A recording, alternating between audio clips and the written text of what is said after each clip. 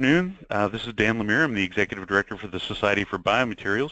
Welcome to our next installment in our webinar series, an overview of patents, trademarks, and copyrights. Our presenters today will be Neil Thompson and Eric Hanscom. Neil Thompson is the owner of Neil Thompson. I'm a patent agent. I'm a writer. He earned his BS in Materials Engineering from the University of Toronto, an MS in Bioengineering from Clemson University, and an MS in Biomedical Engineering from Columbia University. He's a registered professional engineer and a registered patent agent with the U.S. Patent and Trademark Office. For several years, he worked as a product development engineer in the medical device industry. Now, as a patent agent, he guides inventors through the patent application process. Eric Hanscom earned his JD at University of California Hastings College of Law, where he was chief managing editor of the Hastings International and Comparative Law Review. He started his legal practice in 1995 as a sole practitioner, and it's grown into an international practice that offers clients small business, individual attention while providing many large business amenities. Not only has Eric filed applications advocating his clients' marks and inventions, he's also tapped into his own imagination and ingenuity to solve common problems that he's faced in his everyday life.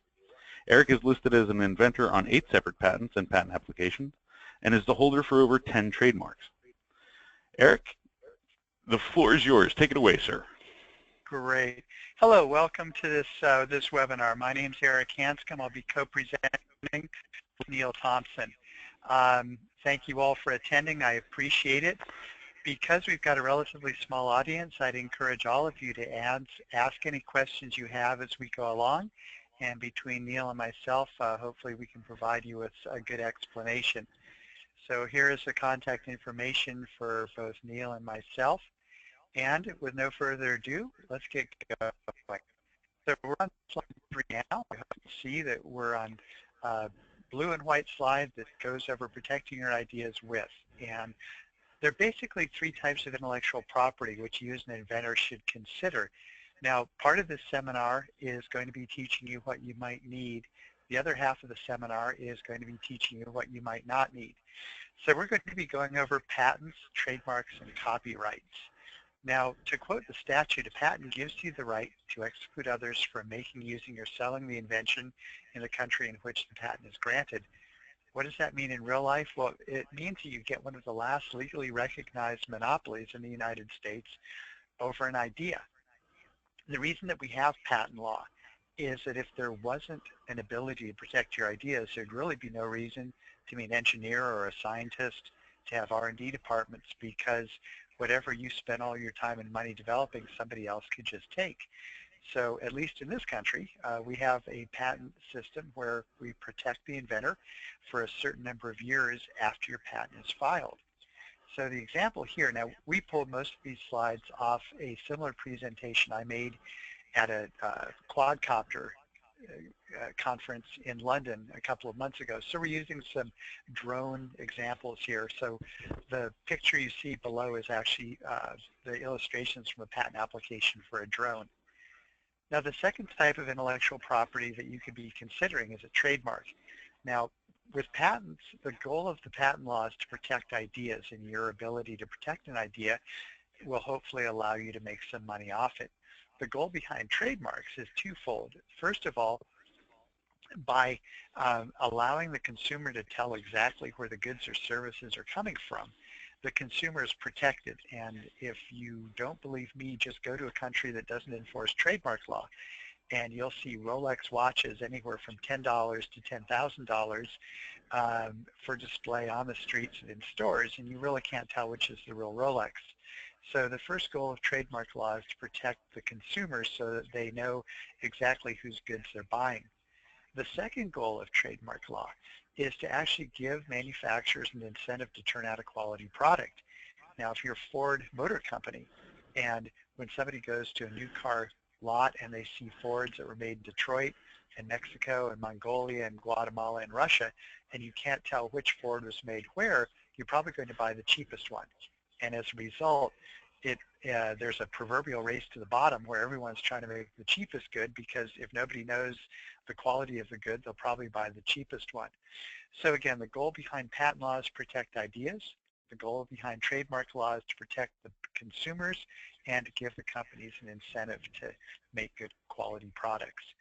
So as an Eric, inventor, I'm you sorry got, if I could interrupt yes, you for just a second. sure, We did have a couple of polls, and I wanted to know, should I go ahead and conduct those now just to please, find out what yes, people know and let's where they do want it. to go? Let's do Okay, it. great. So we have the first one is, what experience do you have protecting your intellectual property? And if I could ask the participants to go ahead and let us know about your current experience, you can just click on one of those. So we've got relatively even split. About a third have filed a utility or design patent. 50% Okay, have filed a provisional patent, okay, and slightly less than a third have never filed IP registration. okay. Well, then we've got a whole lot of people who might be very interested in the section that's coming up on provisional applications that Neil's going to be covering. Great. And what And I about, have one more question to find out what kind of sure, IP they're most interested in today. We'll actually, I'm going to stop that poll for now. We'll get more into that one once we've explained which they are. okay, Okay. okay. And just one housekeeping thing. If you have any questions for the presenters, please feel free to use the questions pane in your GoToWebinar browser. Thanks very much, Eric. All right, great. Thanks, Dan. Okay. All right, good. So it appears that some of you have availed yourself of the provisional application route, which is a good one, particularly when you're first starting to work on an invention. Let me finish up this page real quickly. So we've got patents, trademarks, and copyrights. Now, a lot of inventors, they turn their ears off when they hear the word copyright because they think, oh, copyright just applies to music and movies. And yes, it's true. In its traditional sense, copyrights were used to protect artistic forms such as movies, photography, music. So, you know, a few years ago, all those 13-year-old kids getting sued for sharing songs over the internet, they were getting sued under copyright. But as an inventor, you want to remember that there are a lot of things that you can protect with a copyright that are very important. And one of these is a website. You can protect a website with a copyright. So particularly if you're a blogger and you regularly write words that other people would like to steal, it's worth protecting your website with a copyright and then updating that copyright from time to time when you get more information on it. You can also protect your packaging, any trade show materials, basically anything you create that has some sort of an artistic bent to it, you can protect with a copyright. And one advantage of copyrights is, first of all, they're very cheap to get.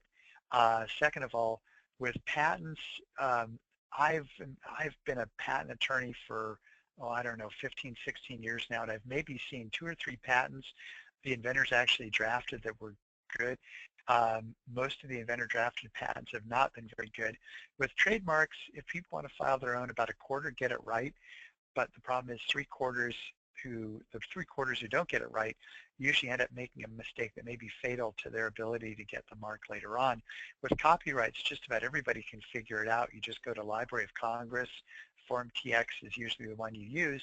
And the other beauty of copyrights is, as opposed to patents and trademarks that are good only in the country in which they're issued, a U.S. copyright is recognized throughout most of the civilized world, and the countries that don't recognize a U.S. copyright, well, I personally don't want anyone in my law firm to have to go there to have to defend your copyright anyway. So anyway, copyrights are good throughout most of the places in the world you'd like to defend them. So this, in a nutshell, are the 3 types of intellectual property that inventors should be considering: patents, trademarks, and copyrights. Now, this is something of a boring situation, but I've got to go over it. So what we're going to do here is go through this spreadsheet and talk about the different types of intellectual property and give you a few facts and features about each. Now, along the top line, we've got the utility patent. Now, a utility patent for most inventors is going to be the most expensive, the most frustrating, and potentially the most valuable type of intellectual property they can get, because a utility patent protects the function of an item. Now, if you drop 2 levels down, you see design patents. Design patents cover the look of something, how something looks. So obviously, if you can protect its function, that's probably, in almost all cases, going to give you better protection than just protecting the shape of an item. Um, how long does it take until you get an issue or a final rejection? Well, unfortunately, with utility patents, most of our inventors in the mechanical area are dealing with a couple of years. Software usually 3.5 years. So it takes a while to actually get your patent application examined. Now, patent applications, when they arrive at the U.S. Patent and Trademark Office, they're sent to something called an ART unit. And an ART unit is a group of patent examiners who are trained in a specific area. So, for example, whenever we get a surfboard or a skateboard or a wetsuit patent, it goes to an ART unit of one person who is Jesus de Sotelo, which is good because I've gotten to know Jesus over the years, and I can just call him up on the phone and see what he's willing to allow. On the other hand, in software, we have never gotten the same examiner twice because there are hundreds of software examiners. So the rapidity with which your application is examined is in direct proportion to how many applications are received by that ART unit divided by how many examiners are there. And then you throw in the confounding variable of how often are those examiners hired out. 10 years ago, it was very frequent for an examiner to enter the USPTO, work for a year, and get hired away by a law firm. Now, it's much more difficult to get jobs in the legal profession, so you find that there are a lot more examiners who are basically, we call them lifers. They go to the USPTO and they never come out. The utility patent application is the most expensive type of intellectual property there is out there because, frankly, it takes pages and pages and pages of a patent attorney or patent agent to write. So at our law firm, we usually start utility patent applications at $7,000 for a simple mechanical. How long is the patent good for? Well, if you're lucky enough to get a patent, a utility patent is good for 20 years from the date of filing. Now, since I've already told you it's about 3 years of prosecution time, that means that most of our inventors end up with about 17 years useful lifetime of a patent. A lot of inventors at this point, they throw up their hands and they say, you know, my invention is way too valuable to ever protect for only 17 years. I don't want to disclose to the general public what my invention's all about. And what I have to say to them, two facts. First of all, over 50% of the income made in the U.S. market is made off ideas and products that are less than 2 years old.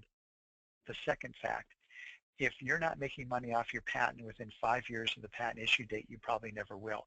So what I tell inventors is don't worry about whether your patent's going to expire in 17 years or 17 and a half years. Worry much more about what you're going to do the first couple of years to try to make money off it. Are patents renewable? No. A U.S. utility patent is not renewable. Otherwise, all of us patent attorneys and patent agents, we'd just be waiting around until the light bulb patent and the laptop computer patent was ready to expire, and we'd be filing the next version of it. So once a patent has expired, everything in that patent application becomes public knowledge and available to the public. It also is valid prior art against anybody else's patent application, including the inventor's own patent application. Practical examples in business. Essentially, there are three things that you can file utility patents on, and these would be devices such as something like a product, a medical device, a substance if you create a new type of cheese, and certain business methods. But you know, these three things pretty much cover the entire gamut of what you could invent. So let's drop down to the white level now. This is a provisional patent. A lot of people who are interested in trying to get utility patent protection for their invention, they look at the price tag and they say, well, I don't really want to spend that much money, and I don't even really know exactly how this thing's going to work. I've got a rough idea, but I don't know. And so for people like that, the provisional patent comes in wonderfully, because what the provisional patent does, first of all, they're fairly low cost. They give you 1 year of patent pending protection. Basically, it's a grace period. And by the end of the grace period, the 1 year grace period, you then file a utility patent application that claims priority back to the provisional. And so for usually anywhere, at least at our law firm, anywhere from $3,000 to $5,000, you can get patent pending. And then during that year, you can spend that year doing more R&D, seeking investment, trying to sell your idea outright, kind of tweaking the invention, get a focus group going, ask people what they think of it, basically try to refine your ideas. So during that year, the year will fly by. So if you're going to go with a provisional, First of all, it has to be a very well-written provisional so it later supports the utility patent application. The second thing to know about provisionals is that that year will fly by, and those of you who have filed provisional patent applications, my guess is you'll agree with me that that year seems to disappear overnight. And so if you're going to file a provisional, my suggestion is that you time the actual filing of the provisional such that you're really ready to hit the ground running, and you have investment meetings set up, you know what you want to do with your product. If you're in a university, you've already checked your inventorship agreements, so you know whether you can even get any money off this or whether you're just going to give it to the university. If you're thinking about doing R&D, you've already got the engineering set up and you're ready to go. So the provisional, again, it's a great way to grab yourself a year of patent pending status. It's a great thing to do before you go out and talk to investors and share your idea, because under the recent change in the patent law, we are now a first to file jurisdiction instead of a first to invent. So if you get that provisional through the door, then you go out and tell somebody about it later, even if they steal your idea and file their own patent application, so long as your provisional is well written and you file a utility patent within a year that claims priority back to the provisional, you are still the first to file. Okay, design patents. Now, especially if you're in an area where there have been a ton of patents already prosecuted and issued, you may not be able to get a utility patent on how your invention works. So particularly in the area, say, let's take the medical device area of braces, knee braces. Well, knee braces have been around for a long, long time, so you better have a super, super new one if you're going to get a utility patent. At the same time, if you can't get a utility patent on it, sometimes you can get a design patent that protects the shape. Now, there are a couple of good things about design patents. First of all, they're much less expensive. Most of our inventors are $2,000 or less start to finish. The U.S. design patent is usually examined within a year, and they're good for 14 years from the date of issue. So they're usually good for about 3 years less than the utility patent. But again, my advice is don't worry about that. Worry more about what you're going to do to try to make money off your invention the first 2 or 3 years it's out there. As with utility patents, design patents are not renewable, and they protect the unique shape of products. So those are kind of the 3 things that you can do in terms of patents. In terms of trademarks, again, you're trying to protect the name or a logo that's related to a business identity. Later on, we're going to go over some examples of these.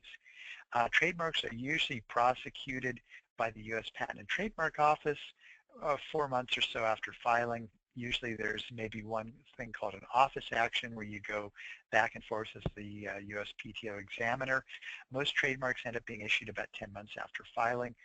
If you pick a good name, that is something that's a fanciful or arbitrary name, usually you're $1,000 or less start to finish.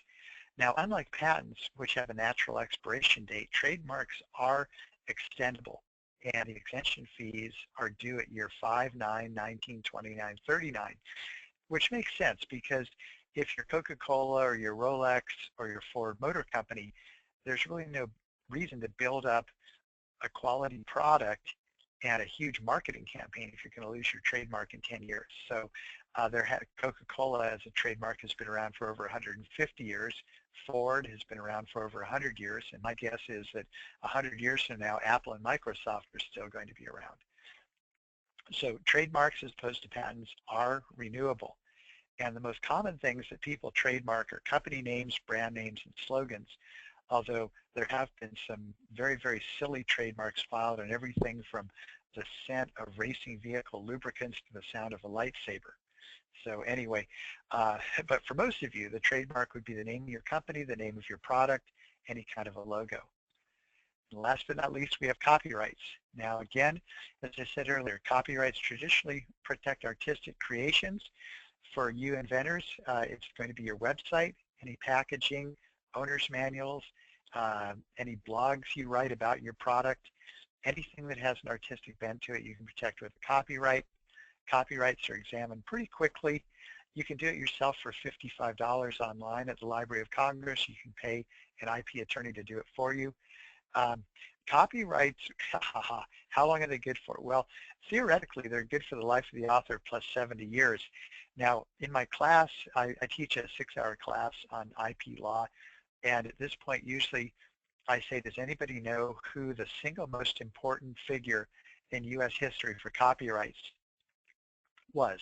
And people start yelling out Einstein, Thomas Edison. Then I draw 2 ears on the board, and then somebody will say Mickey Mouse, and they get it right.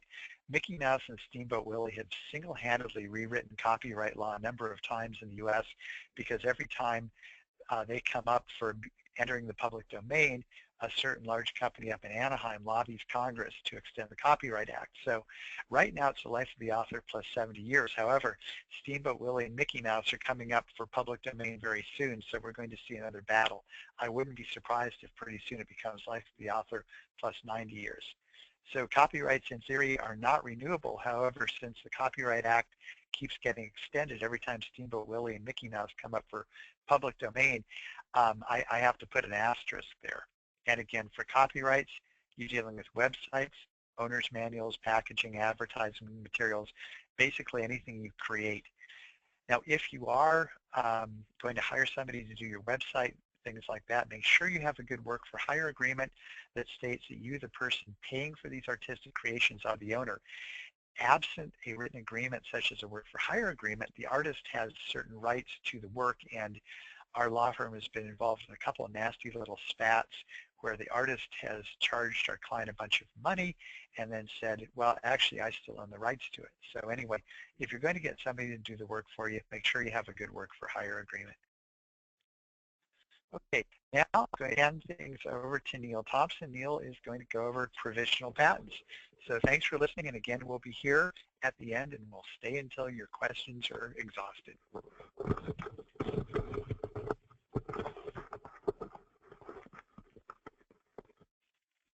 Hello, everybody. As Eric said, my name is Neil Thompson. Thank you for logging in to this webinar. We really appreciate it.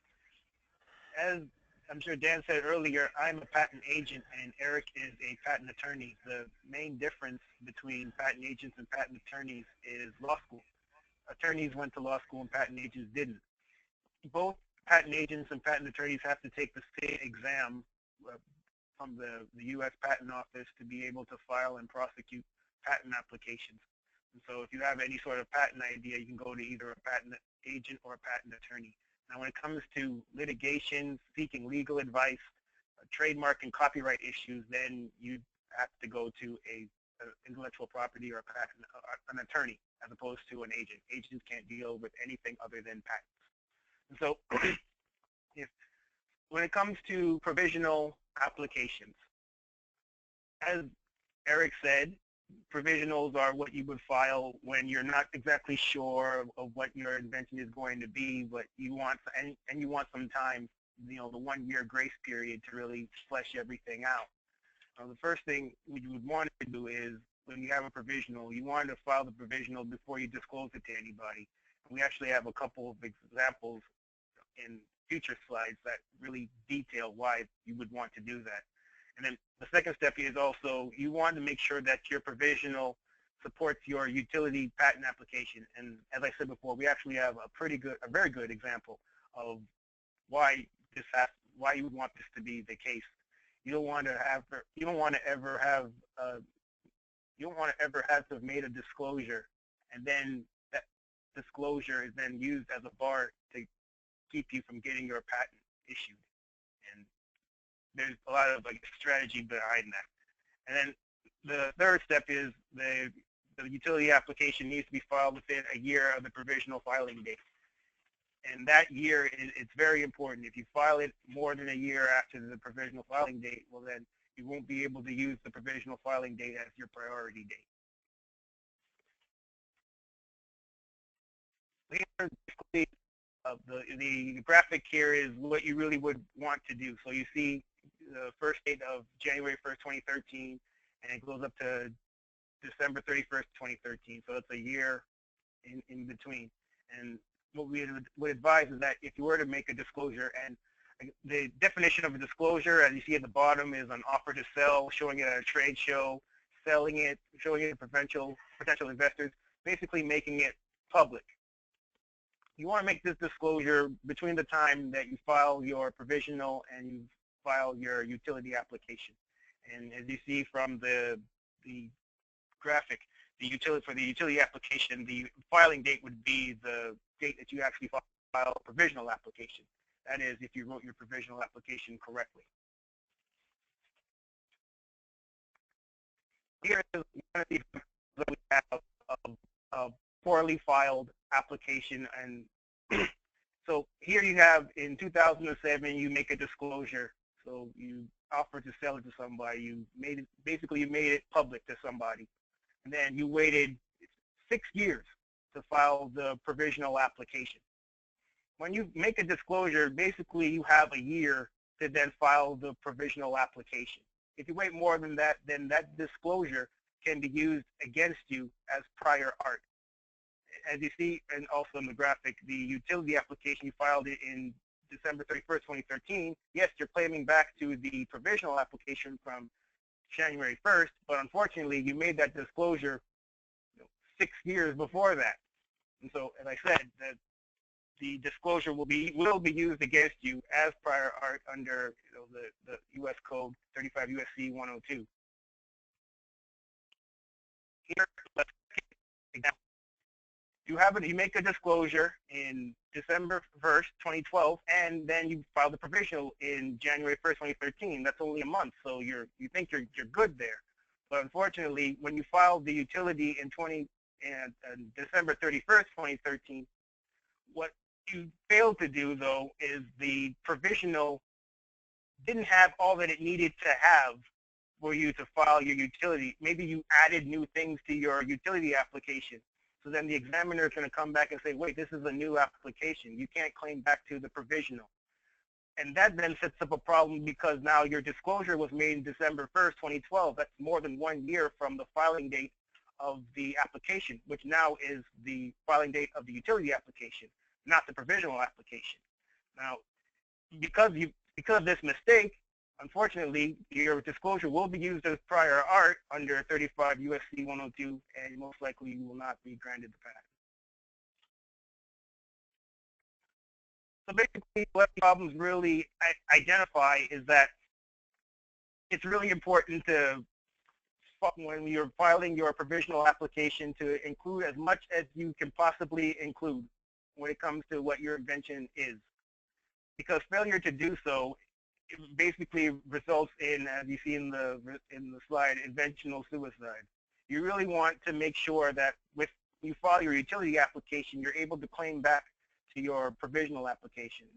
And by not doing that, you can possibly come across a re-examination process. So essentially what somebody could do is say, well, they actually made this disclosure more than a year before this, for instance, they made a disclosure more than a year before the provisional application. And because they did that, that should be used as prior art against them.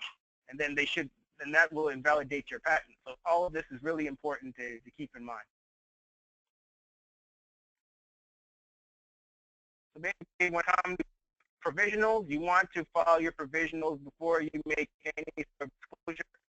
Then for your provisional, you want to make it as well written as you possibly can so that it supports utility patent application, and also that you file the utility application within a year of the provisional application. And if you do this, you can do utility patents. Basically, when it comes to utilities, it has to satisfy 3 criteria. So as you see, the first one under 35 U.S.C. 101, can a patent protect your idea? Well, basically, your patent has to be useful in some sort of way. It can't just be, something that you just came up with and you don't know how it really works. You have to be able to show from your application that it works. And as Eric mentioned earlier in the presentation, there are only certain things that can be patented: processes, manufacturers, or compositions of matter, business methods, products, or substances, which, as Eric said, covers basically everything that can be patented, or that can be invented. Then when it comes to the next point, under 35 U.S.C. 102, did somebody else beat you to it? If there is a patent or a published paper, basically any published application, any publication out there that's public, that someone And did they make your invention basically before you did? Did it happen more than a year before the filing date of your application? Even if you're not aware of this application or of knowledge of this application, it doesn't really matter. You had the opportunity to see that it existed, and just the fact that it existed means that you would be barred from getting that patent if it's been invented already, which I suppose kind of makes sense. And then the next step is step is 35 USC 103. Is your invention truly unique? Basically, is your invention an obvious improvement of someone else's invention? And if it is, then a patent examiner will push back on giving you a patent. Now, from what often happens is when you apply for your utility application, you will be rejected. Now, you don't take that to heart, because you have an opportunity to basically go negotiate with the patent examiner that you're dealing with on allowing your application. Oftentimes, your examiner will want to not allow your application through 35 USC 102, basically saying that it's not a novel invention. But if you're able to overcome that objection or that rejection, the examiner may very well come back and then try to not allow your application through 35 USC 103, basically saying it's non-obvious, and that's another hurdle you have to get through. But it is possible. Eric does it all the time.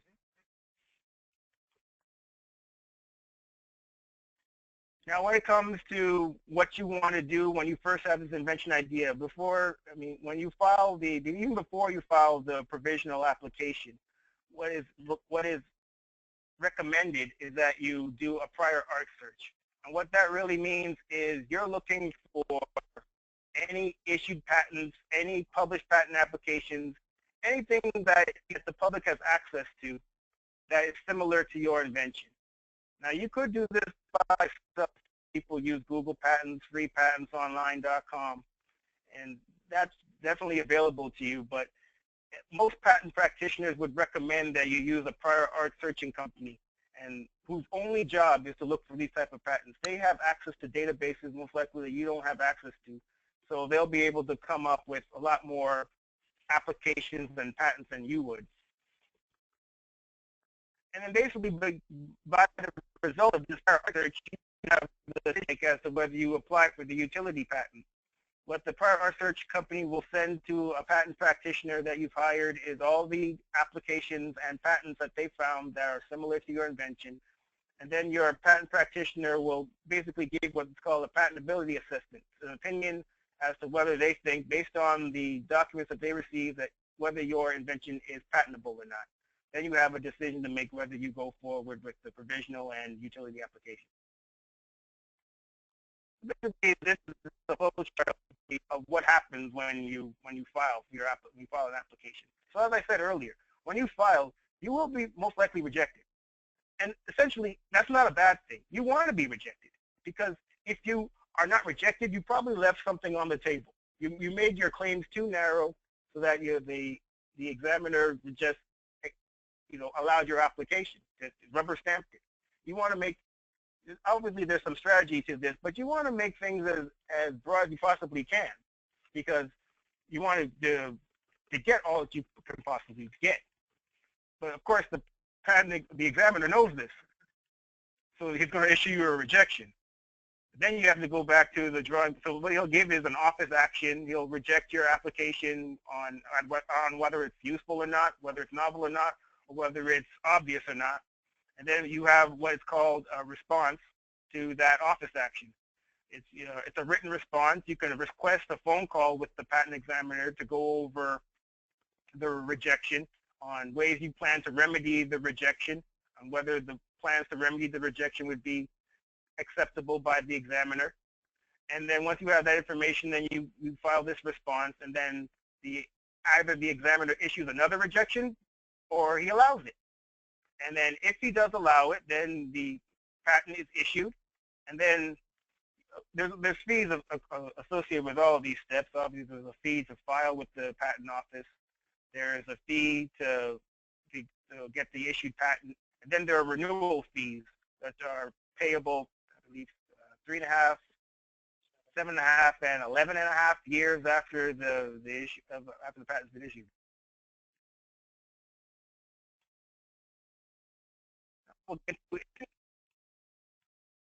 So basically, there are a few takeaway messages when it comes to infringement.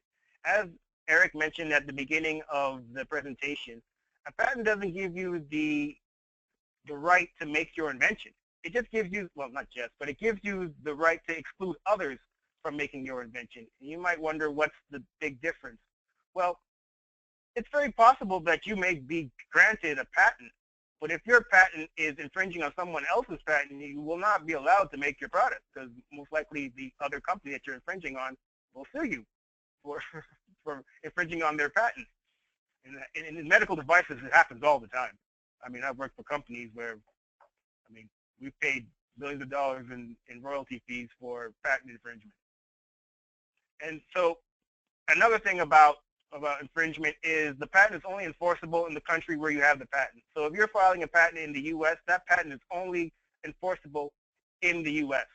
So if someone in China is making your invention, you really can't do anything about it, unless they try to import the product into the US. And when it comes to, and also when it comes to infringement, you have to infringe every element of the claim, and you only have to infringe one claim in the patent. So here's an example of an invention, say, as you see in the bottom left corner, that's our invention. It's a drone body that includes 2 U-shaped legs, 4 props, a battery with battery receptacle, a camera with gimbal, and a solar panel. And then, for instance, this is a claim that we could have written for this invention. As you can see, this is a very narrowly claimed claim. We claim basically every element of our invention, and by doing that, you see on the right side, all of these other drones could possibly infringe. And because we didn't write the claims very well. We wrote them too narrowly. Now you see here in this example, we wrote more broadly. And obviously, if by writing our claims more broadly is the way to go. But as I said earlier, the patent examiner knows this. He's probably going to try to rein you in on how broad your claims are. But if you're able to get away with it, well, then all these other things, these other drones are on the right-hand side, they'll infringe. Because, for instance, you first claim a drone body comprising 2 or more legs and a camera. Well, a lot of these other ones comprise 2 legs and a camera. So they'd be infringing on your patent. So you could go after those companies that made those drones. And now I'll pass that over to Eric to talk about trademarks and copyrights. Thank you, Neil. How y'all doing? I hope you're still awake here. I know that intellectual property is perhaps not the most interesting thing in the world, but it is important. So let's talk about trademarks for a little bit. First, for most of you, the things you're going to consider trademarking would be a logo, a slogan, or the name of a product or a company. So the logo here is a logo for Dronestagram, which is the world's most popular website upon which drone photographers put their photographs. Obviously, if Neil and I speak to your society more, we'll customize this a little more for your types of products and services rather than drones. The slogan here is from one of the big companies named DJI, which is Creativity Unleashed. And Parrot is one of the largest drone companies. They're out of France, and they make a number of wonderful drones.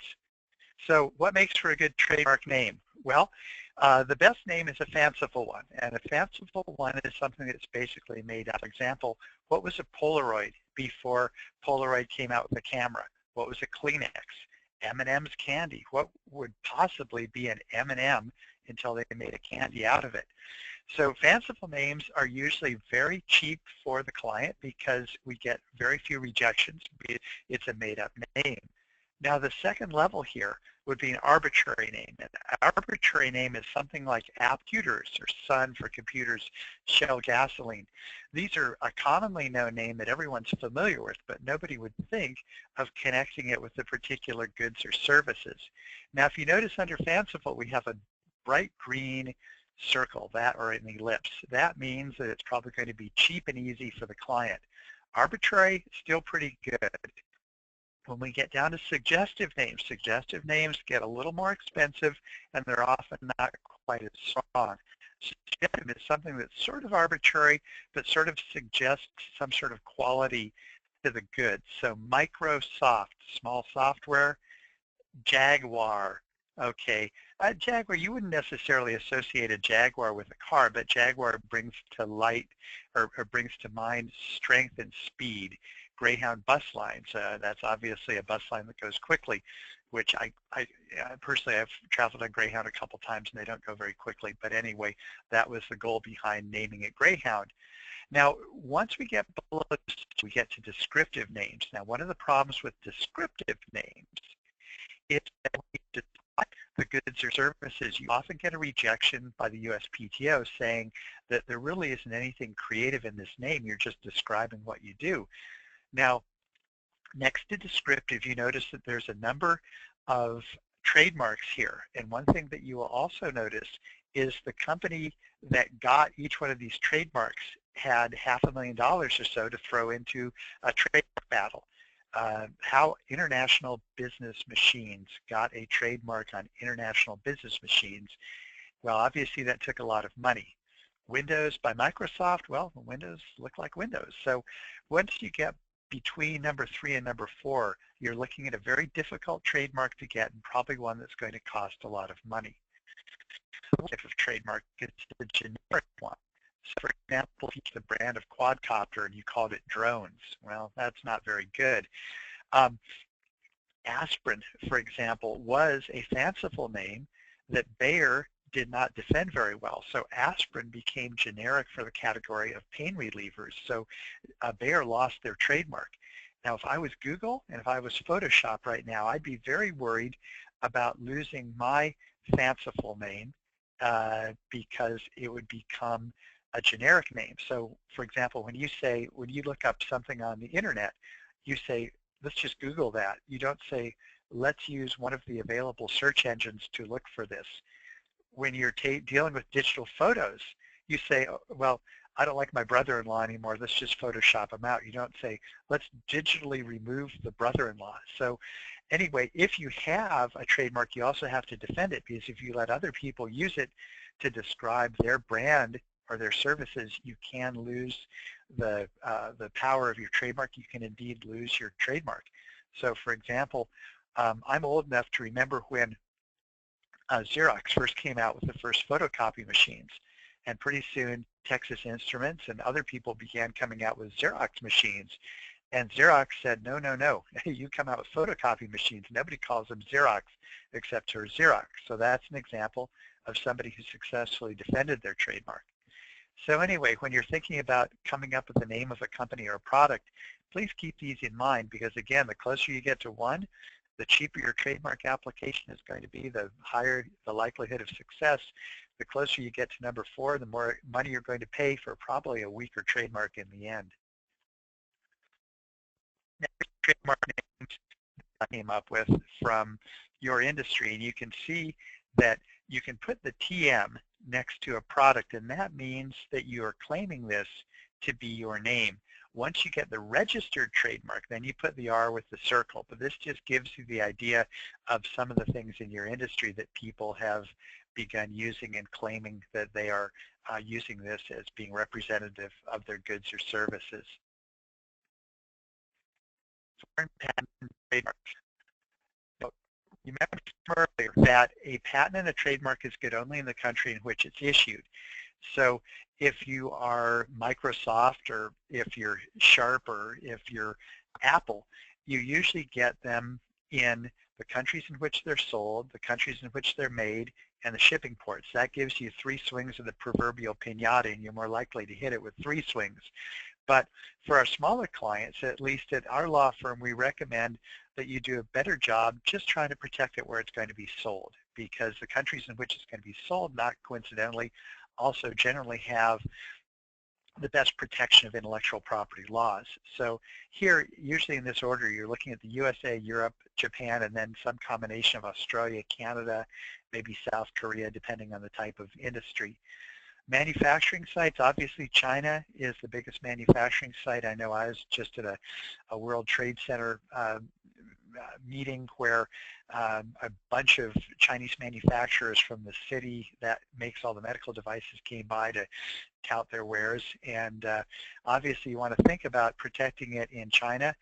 Now, depending upon the World Trade Organization and the fluctuation of the Chinese national currency, the yuan or the renminbi, you may see manufacturing start moving to some of the other Southeast Asian nations.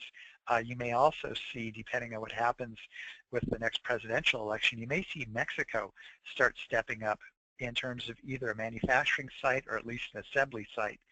So manufacturing sites, this list that we give you here, this may change in a few years. But anyway, if you want a second swing at the piñata, try to get a patent in the country in which it's likely to be knocked off.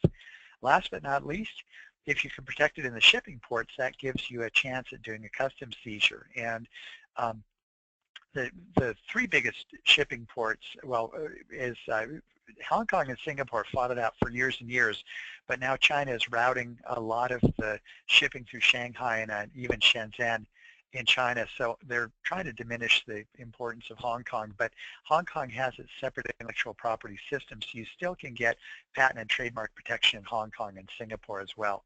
So again, this is, if you're Microsoft, you're obviously worried about all these countries. If you're a small startup, my advice is just try to do a really good job in the United States, and probably you can make plenty of money there, sock away some of that money, and then with your next invention, consider filing in some other countries. All right. So how do you file countries? Well, with patents and trademarks, you can file directly in the foreign country.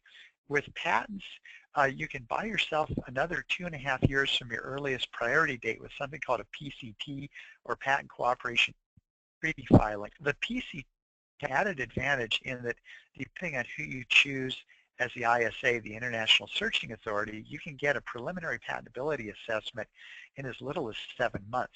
We usually go with the South Koreans because they tend to do a really good prior art search in the Asian markets, and they at least until recently, they would generally get us the ISR, International Search Report, back in 7 months. So this could be very beneficial to our clients if we could show that we had a positive ISR. So anyway, the PCT will buy you 2.5 years from your earliest claim priority date, and it's not a patent in and of itself, but rather it's essentially another grace period that you buy yourself in order to give yourself time to file in the foreign countries. With foreign trademarks, usually we do that through something called the Madrid Protocol, where we can piggyback a number of foreign applications, at least among the countries that are members of the Madrid Protocol, off a U.S. application. And so generally that's a pretty cost-effective way to file foreign patents and trademarks. What do I look for when I'm advising clients on whether to file in foreign countries? Well, number of people in the country, how much do they make? Are they going to buy your product? Will the country enforce your IP? In Europe and the US and Japan, that's pretty easy. A lot of people there, a lot of the people have enough money to buy most of the client's products. What sells in the US is probably going to sell in Europe and probably in Japan, and all of those countries enforce your IP really well. Now, say Brazil, lots of people, but maybe not the best enforcement of intellectual property. China, well, your chances of enforcing your intellectual property kind of depend on whether or not you're going to hire the biggest Beijing law firm with the largest number of Chinese Red Army lawyers on it. So obviously, you have to look very carefully at the money you're spending, and again, it's a business decision. Inventors consider copywriting. Again, your website is the most important thing that you can copyright for most inventors. When I first began as a patent attorney, we had this thing called the internet, and some people even have these things called websites, but by and large you had a business card and a 3-fold brochure, and you joined the Lions Club and the Rotary Club, and you went there and you handed out your business card, and most of your clients were people who walked by your office. At this point, I have not even met over 50% of my clients. My biggest client for years was somebody in China, and they said their name was Becky, and I don't even know if Becky was a guy or a girl, because the Chinese will often take an Americanized name, and sometimes it's not perhaps the best choice. My best friend in Hong Kong is named Wong Tin Choi. He goes by Rico. So Becky could have been a guy or a girl. I don't know. I never met Becky, but I just got nice wire transfers. I got a lot of patents for Becky. Becky seemed happy with me. So at this point, you need a website. You don't really need that threefold brochure anymore, but you can file, again, your website, anything that you use in terms of packaging, trade show materials, things like that.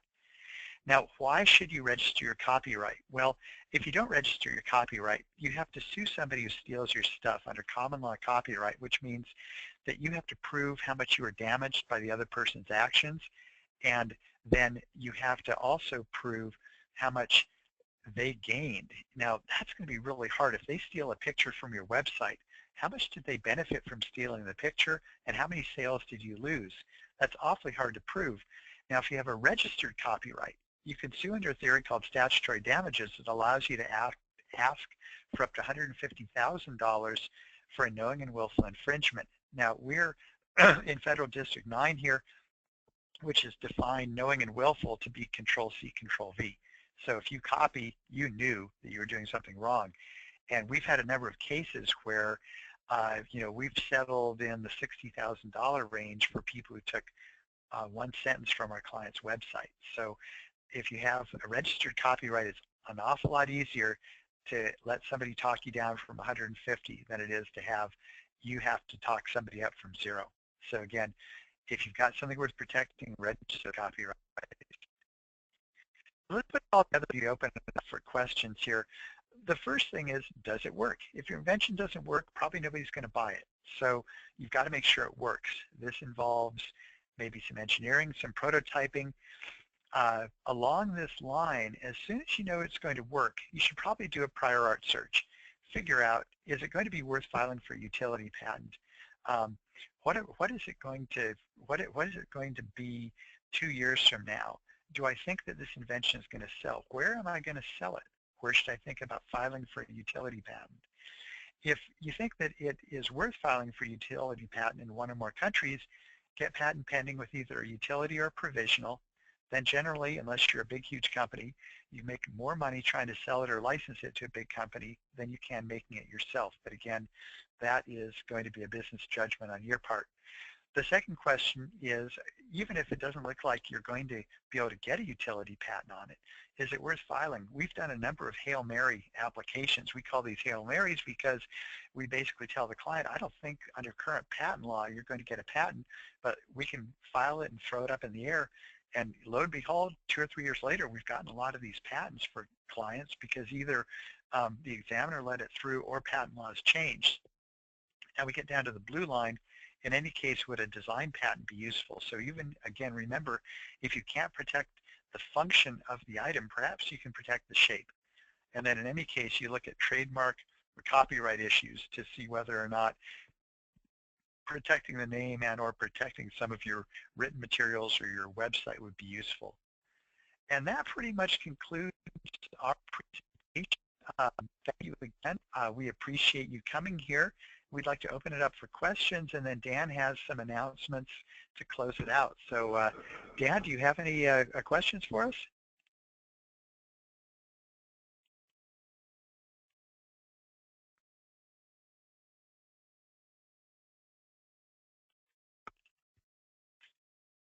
Okay. Dan, see, we've got another poll. Dan, do you want to do the second poll? I'm sorry, Eric. You couldn't hear me, could you? I had my line on mute so that my coughing didn't offend while you were presenting. No, I don't have any questions. I do have your email addresses are on the screen. So if there are any questions from our participants after the call, please feel free to email either Neil or Eric at their email addresses, which are provided here. Eric, thank you so much. That was really informative. I learned more about patents today than I did during my college education. So I really appreciate your time. I do have, as Eric said, just a few announcements. Bear with me for just a second.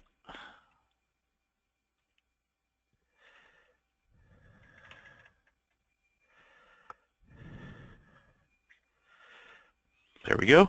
Our Biomaterials Day is coming up. We have one coming up on June 3rd in Texas.